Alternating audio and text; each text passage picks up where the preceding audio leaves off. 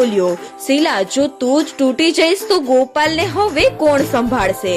કેટલાક દિવસો વીતી ગયા અને પછી ગોપાલ જ્યારે ઘરની બહાર જતો ત્યારે બધા લોકો તેને આંધળો કહીને બોલાવતા હતા. આ સાંભળીને ગોપાલનું દિલ તૂટી જતું હતું. રમેશ અને શીલાએ તેને સમજાવવાનો ખૂબ જ પ્રયત્ન કર્યો. પછી ગોપાલ ઘરની અંદર જ રહેવા લાગ્યો અને બીજી બાજુ રમેશની ઉંમર પણ વધતી જતી હતી.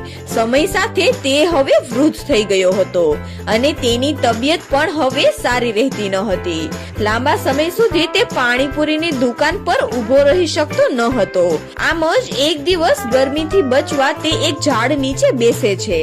થાકના કારણે તેમણે ઊંઘ આવી જાય છે અને પછી તે જ્યારે જાગે છે ત્યારે તેની દુકાન ચોરી થઈ ગઈ હતી.